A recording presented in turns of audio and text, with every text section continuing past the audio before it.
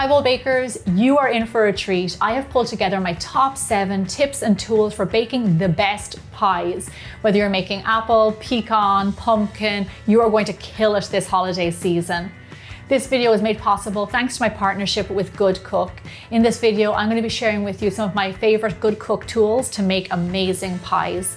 All of the information and the recipes that I use can be found on biggerbolderbaking.com.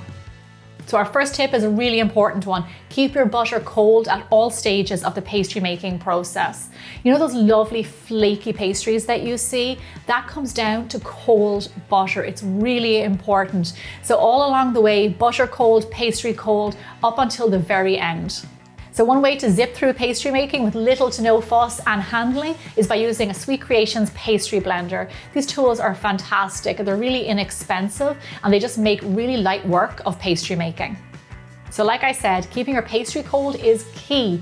So what you want to do is mix it, pop it into the fridge. After you roll it, pop it into the fridge. And then also, even before you bake it, keep it in the fridge. It just makes all the difference to your pie crust.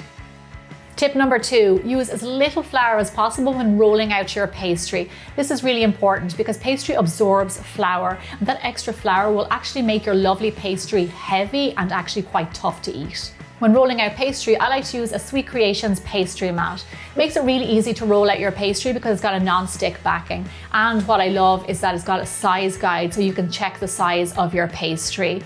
Also, it releases your dough easily, eliminating the need for that extra flour that we were talking about. So tip number 3, what pie pan is best? Some popular choices are metal pie pans or stoneware dishes. Now, stoneware dishes are beautiful, they're well insulated, and they go from oven to table and make for great presentation. Also, they do tend to be a little bit deeper, so if you've got a pie with a lot of filling, this is the perfect choice.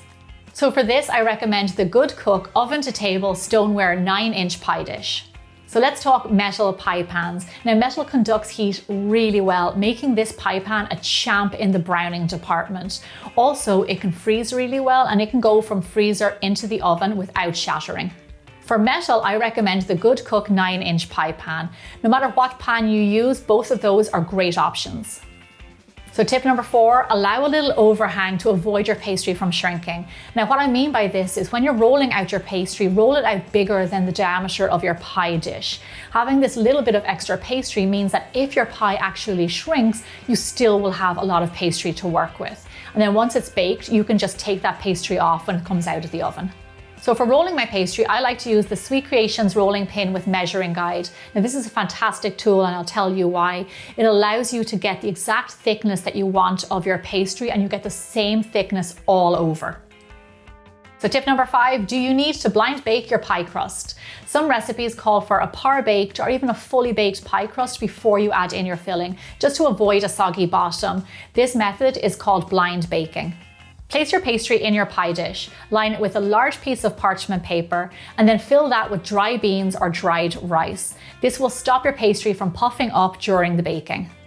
Bake at 350 degrees Fahrenheit or 180 degrees Celsius until the dough looks matte instead of wet. It'll take around 20 minutes. If you need your pie crust fully baked, then after the 20 minutes, remove the beans, put it back into the oven for around 15 to 20 minutes, let it get nice and golden brown, and then take it out.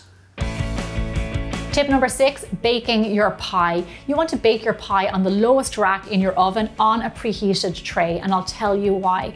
Because this will make the base nice and crispy. You're going to have your pie directly down at the bottom of the oven close to the heat source, and then also putting it on a preheated tray will make sure that you get a nice crisp crust.